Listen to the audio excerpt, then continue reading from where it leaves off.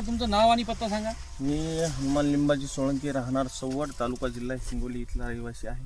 माझ्या शेतात 1.5 एकरचा प्लॉट आहे. बरं बरं. कोणती व्हेरायटी याची हळदीची? श्रीशैलम. श्रीशैलम. केव्हा लागवड केलेली आहे? ही 20 जूनला. 20 जूनला. बरं, हे हळदीचं नियोजन करत असताना तुम्ही जी ट्रीटमेंट आहे कोणाकडून ही ट्रीटमेंट घेतलेली आहे? गांधरे साहेबाकडून, अमोल गांधरे साहेब. अमोल गांधरे सरांकडून धन्वंतरीचे जे ऑर्गॅनिक प्रॉडक्ट आहे त्यांची ट्रीटमेंट केली. हो. तर धन्वंतरीचं आतापर्यंत कोणकोणत्या ट्रीटमेंट केलेल्या आहेत धन्वंतरीच्या प्रॉडक्ट? धन्वंतरीच्या RPS 76 सोडलं, एक बॅक्टेरियाची किट सोडली आणि एक ती मध्यंतरी काहीतरी सोडलं. 5 किलो खताची बॅग. 5 किलो खताची बॅग सोडली.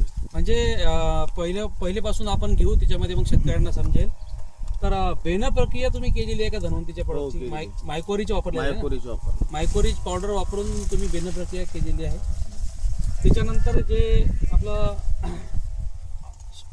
खताचे डोस असतात त्या खताच्या डोस सोबत तुम्ही RPS 76 ग्रॅन्युअल 5 किलो वापरलेला आहे. 2 वेळा. किती वेळा वापरलेला आहे?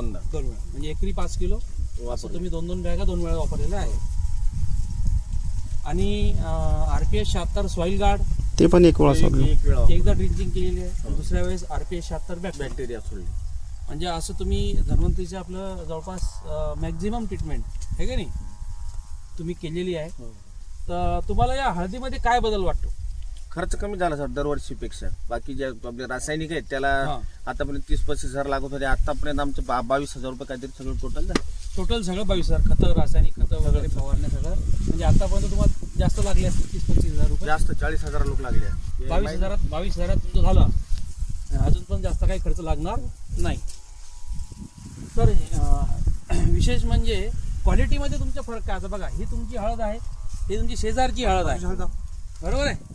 या शेजारच्या हळदीमध्ये आणि या हळदीमध्ये तुम्हाला काय फरक वाटतं? आता जमीन एकच आहे जवळपास, जमीन बरोबर आहे का नाही? जमिनीचा जो स्ट्रक्चर आहे ते एकच आहे. पण आपल्या RPS 76 मुळे जरा हे क्वालिटीमध्ये काय फरक पडला ते सांग. पानाची लांबी, रुंदी, जाडी.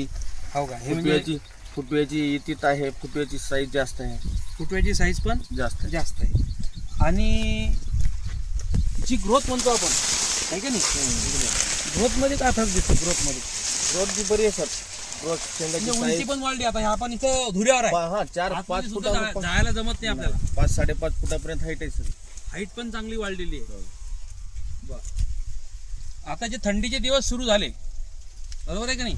थंडीमध्ये त्याला थंडीचा परिणाम होऊ नये, तिचा थंडीच्या वातावरणामध्ये त्याचा सेफ राहावं, हळद म्हणजे चांगली राहावं, यासाठी आपण ते गोरस अल्ट्रा पण सोडणार आहे. मग एकंदरीत तुमचा या वर्षीचा अनुभव काय राहील पुढे? दरवर्षीपेक्षा तुम्हाला उत्पन्नामध्ये किती टक्के वाढ होऊ शकते? खर्च तुमचा ऑलरेडी कमी झालेला आहे.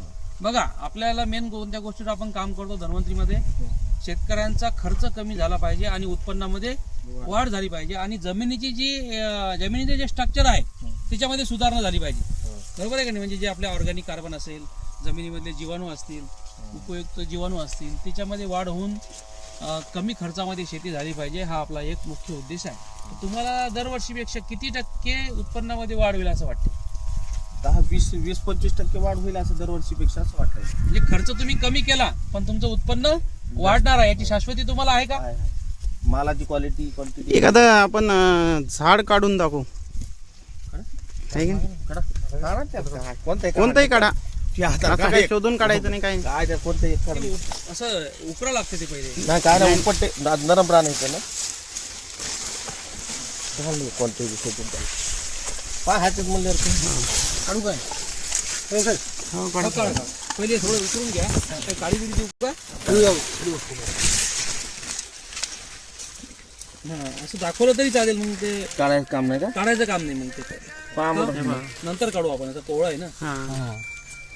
शेंगाची साईज वगैरे आपण पाहू शकतो आताच, आहे की नाही? बघा, वरपर्यंत शेंगा आलेल्या आहेत.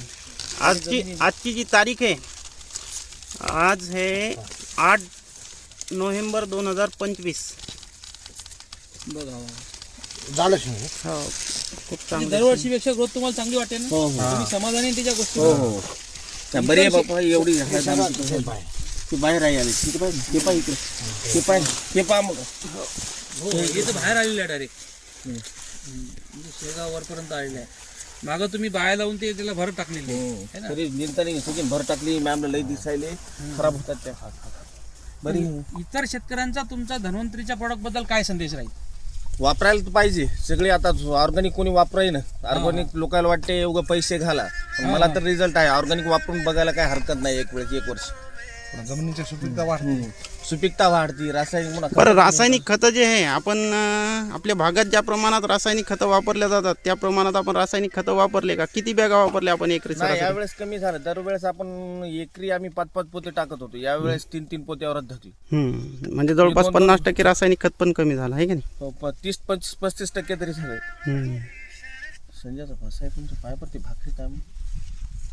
चालेल दादा, धन्यवाद. धन्यवाद.